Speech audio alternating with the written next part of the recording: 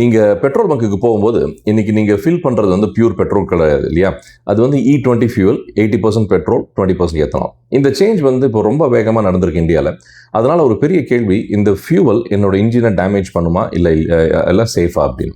So government என்ன சொல்லுதுன்னு பார்த்தீங்கன்னா, கவர்மெண்ட் வந்து இது சேஃப் அப்படிங்கிறாங்க. மெக்கானிக்ஸ் வந்து சில பேர் வந்து ஃபியூல் ஹோஸ் லீக்ஸ் அதிகமாக இருக்குன்னு சொல்கிறாங்க. அப்போ உண்மை என்ன தான் நம்ம வந்து இதை பார்க்கணும். வாங்க பேசலாம். நான் உங்கள் ஷாம் பேசுகிறேன். முதல்ல ஒரு முக்கியமான விஷயம் நம்ம கற்றுக்கலாம். ஸோ வெஹிக்கிளில் வந்து மெட்டல் இன்ஜின் மட்டும் இல்லை, ரப்பர் ஹோஸு, சீல்ஸு, ஓரிங்ஸு, கேஸ்கெட்ஸ் மாதிரி நிறைய ஃப்ளெக்சிபிள் பார்ட்ஸ் வந்து இருக்குது.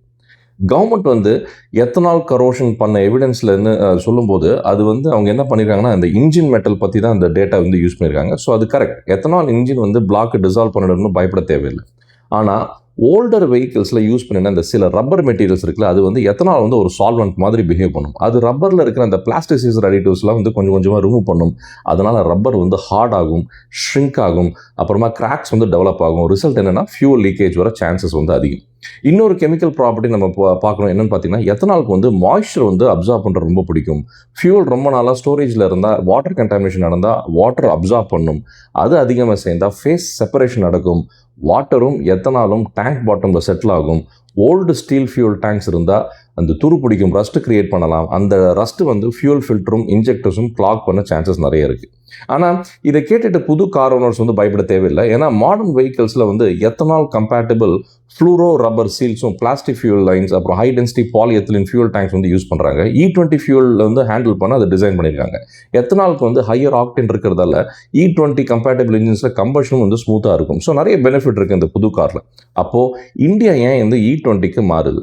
3 ரீசன்ஸ்ங்க. ஒன்று வந்து க்ரூட் ஆயில் இம்போர்ட்ஸ் வந்து ரெடியூஸ் பண்ணுறதுக்கு, சுகர் கேன் ஃபார்மர்ஸ்க்கு சப்போர்ட் கொடுக்க, அப்புறம் எனர்ஜி செக்யூரிட்டி இம்ப்ரூவ் பண்ண. இந்த 3 ரீசனால் தான் இப்போ இந்த இந்தியன் கவர்மெண்ட் இதை புஷ் பண்ணியிருக்காங்க. ஃபைனல் டேக்அவே ரொம்ப சிம்பிள். புது E20 கம்பேட்டபிள் வெஹிக்கிள் இருந்தால் அன்னெசரி பயப்பட தேவையில்லை. ஆனால் பழைய கார் இல்லை பைக் யூஸ் பண்ணுறீங்கன்னா ருட்டீன் சர்வீசஸில் ஃபியூல் ஹோசஸ், இந்த சீல்ஸு கிராக் இருக்கான்னு செக் பண்ணுங்கள். லாங் டைம் வெஹிக்கிள் வந்து ஐடில் வச்சுருந்தா அவாய்ட் பண்ணுங்கள். பிஸி பெட்ரோல் பங்க்ஸில் ஃப்ரெஷ் ஃபியூல் ஃபில் பண்ணுங்கள். ஓகே, ஸோ E20 நல்லதா கெட்டதா? ஆன்சர் ஒன்று தாங்க. ஃபியூல் ப்ராப்ளம் கிடையாது. உங்களோட வெஹிக்கிள் டிசைன் முக்கியம். ஸோ பழைய வந்து வெஹிக்கிள்ஸ் வந்து யூஸ் பண்ணிங்கன்னா you have to take some கொஞ்சம் ப்ரிகாஷன் மெஷர்ஸ் எடுக்கணும். இந்த வீடியோ பிடிச்சிருந்தா லைக் பண்ணுங்கள், ஷேர் பண்ணுங்கள், சப்ஸ்கிரைப் பண்ணுங்கள். நான் உங்கள் ஷாம் பேசுகிறேன். இது எனக்கு பிடிச்ச டாபிக். ஏன்னா நான் ஒரு கெமிக்கல் அண்ட் எலக்ட்ரோகெமிக்கல் இன்ஜினியர். இது வந்து நிறைய கெமிக்கல் ப்ராப்பர்ட்டிஸ் வந்து நான் இதில் ப்ரீஃபாக சொல்லியிருக்கேன். உங்கள் கெமிக்கல் இன்ஜினியரிங் ஒரு கெமிஸ்ட்ரி பிடிச்ச ஃப்ரெண்ட்ஸு இது ஷேர் பண்ணுங்கள். மறுபடியும் இன்னொரு இன்ட்ரெஸ்டிங் வீடியோவில் சந்திப்போம். மிக்க நன்றி.